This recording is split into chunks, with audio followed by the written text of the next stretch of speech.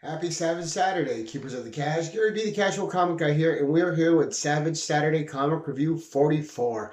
Now, it's been a while since I went over the purpose of this series, and we're approaching 50, so it's pretty cool.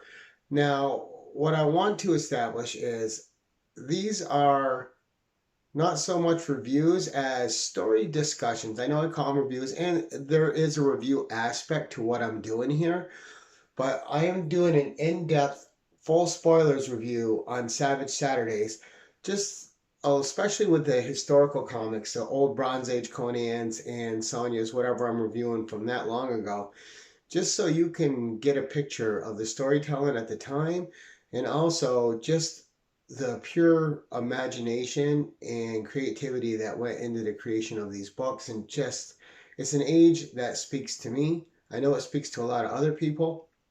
Bronze Age will always be my favorite, I believe, and especially since Conan, the first run, resides in that age, it's always going to be there for me.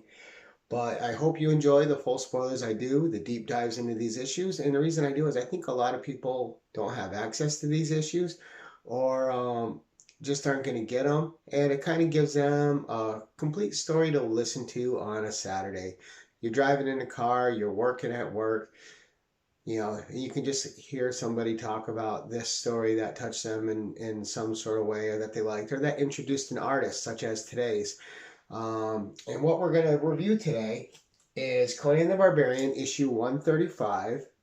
And this is actually a cool book because inside is the first work at Marvel by artist Marc Silvestri.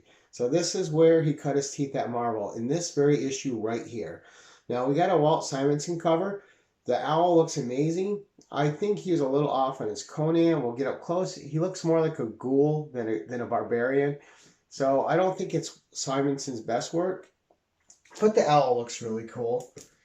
But before we talk too much about that, let's actually get into the review. Like I said, this is Savage Saturday Review 44. So really great. So this story is called The Forest of the Night. And we had Stephen Grant on as a guest scripter in between Bruce Jones issues. We had Marc Silvestri as the penciler.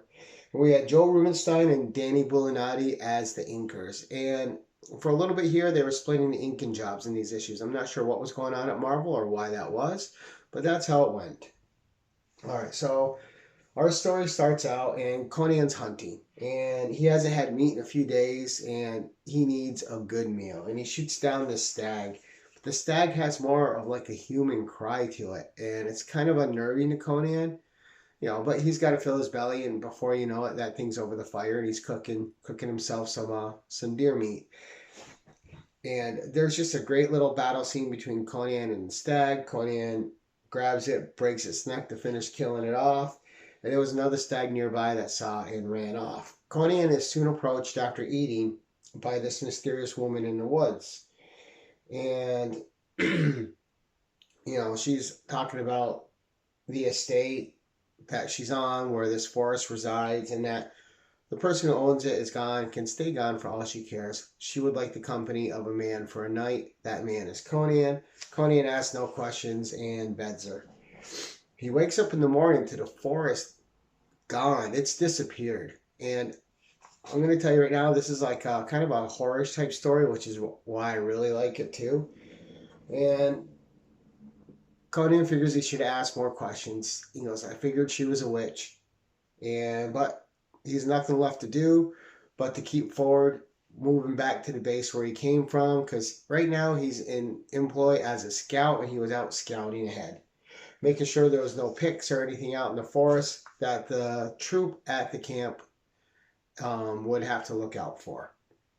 So he returns, everybody's there drinking, and all of a sudden money's exchanging hands. And his one friend there is cashing in the money because he bet Conan would come back. All the other people bet that Conan would die out there as a scout, and that the Picts would end up finishing him off and killing him, because he's one guy out there against a whole forest of people.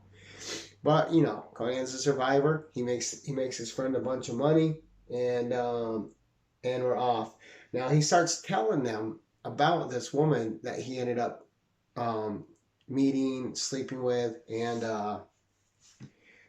what happened the next morning with the forest gone. And then everyone starts keeping their distance. They've heard of this woman. She's lured people before. They've never returned. And Conan's like, I fear the bartender may be true because the bartender was talking about this. Because Conan is kind of having weird feelings and a little bit of weird visions. He falls asleep and he's just having a nightmare. This owl just bursts through the window, turns into a stag, and he has a dream of his own death at the hands of this other stag, piercing him with its horns and killing him. Conan is awakened by being slapped by his friends and say, "Look, you were screaming out in the night. What's going on?" And Conan knows he's got to set out that he is somehow ensorcelled right now and cursed, and he's got to find a way to break it. And so Conan leaves the camp, and all the people there are kind of superstitious, so they're not really talking to him except for his buddy, Cleon. And Cleon still believes in Conan. And everyone, when Conan rides out, they all run up to Cleon to make their bets on Conan's survival. You know, kind of the harsh land they live in, right? You're betting if someone's going to live or die and return to the base camp or not. Cleon takes the bet. He goes, it doesn't matter if I lose. If I end up losing this, it's not the money I care about. I've lost a friend in Conan. But he takes the bet to honor the other guys who's been making money from. He's not worried about the money. He's worried about his friend being out there and if he can break this curse and return back to base safely. And once out there, Conan's back in the forest and he runs into Merya again, Merya, Merya. And she says, I'm not a witch. All the creatures in this forest are a bit ensorcelled. Some of them are here to protect me. Let me tell you my tale. And she tells a tale to Conan of how she came to be there, of how she was traveling by ship. Her ship went down with her lover on board. Everyone perished but her, and she washed up ashore on Pictish lands, where the whole tribe of Picts were chasing her. She ended up falling off a cliff down into the watery depths, where she pleaded on the way down, please God save me. And the only God that heard her was this God of the dark forest, which is where she now resides. He saved her and said, you will be my bride in my hell. And she fought back at that. And as punishment, he put her in this forest to live in solitude with all these ensorcelled creatures watching over her for 7 years. And then he was going to come back and claim her and take her back down to hell as his forever bride. And some of these creatures were supposed that wandered in and that she slept with and became creatures were supposed to become her saviors. But they have all perished. Conan is her last hope to save her. And she tells Conan that she's with his child. And that's where Conan gets involved because it's like, you made a sour deal. It's for you to deal with. But once she says, I'm with your child, Conan can sense the truth of it. And so he stays to protect her and his unborn child and fight this dark god of the forest. And the dark god of the forest, who has taken on these other aspects that fought Conan, the stag that killed him in his dreams, the owl that burst into his room in his dreams. And Conan's got to fight that god with not a good sense of how to defeat him. The sword isn't working, the arrows aren't working. And Conan finally comes upon the realization he's a god of dark, so he strikes flat and starts a fire, and the fire is chasing away this guy. And the stag and Conan fight. Conan kills the stag, is knocked unconscious for a minute himself. When he comes to, Merya is gone. She's gone to sacrifice herself to the god and just be with him. She has nothing left, and she figures this is her only path. Conan wakes up, gains consciousness again, catches up with her, and feathers down the stag with an arrow. He fights the other ensorcelled creatures that the dark god of the forest is sending upon them, and he slays them all, including the dark god himself. At the end, Conan slays an aspect of him, but he can't truly slay him completely. The god finally gives up and says, fine, you want the woman, take the woman, she's yours. and he departs. And Conan's holding her, and all of a sudden she starts to change because this god saved her from drowning. She was dying at the bottom of the sea where she fell. And what happens after he abandons her is she returns to that state where she was drowning. And she dies in Conan's arms. Her and Conan's unborn child are dead. He's got to bury them. And there's nothing left for Conan to do now but mourn them and move forward. And he ends up back at base camp. And he just doesn't want to deal with anything anymore. He's back there and they're talking about the bets and the wagers. His friend Cleon's talking about how good it is to see him. And Conan's just like, let's talk about instead about good meals. And, Cleon, you can pay for mine, seeing I just made you richer than you've ever been. And Conan's just trying to put this ensorcelled part of his past behind him now and move forward. There's nothing else for him to do. And that is the conclusion to the story. Really good tale. Fun little horror aspect to it. And with things just not seeming what they seem.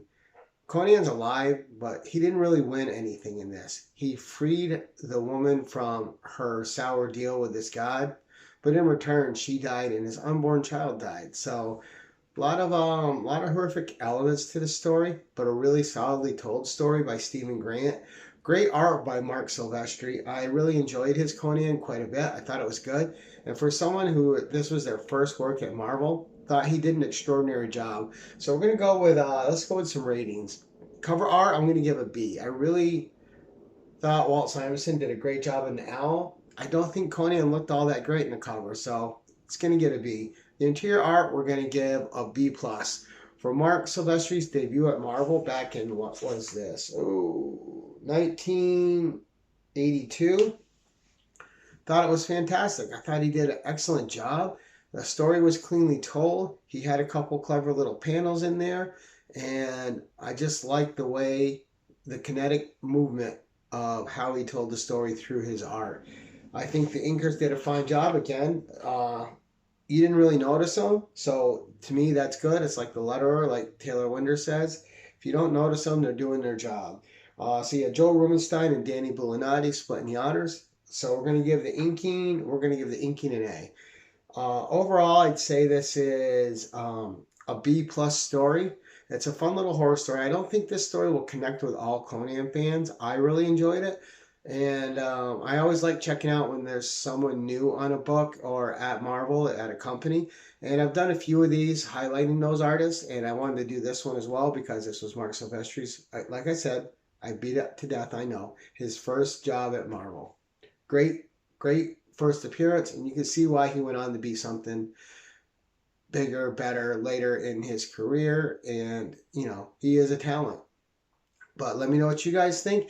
That's Savage Saturday Comic Review for this week. And until next time, keep it savage, keep it casual. Have a great weekend.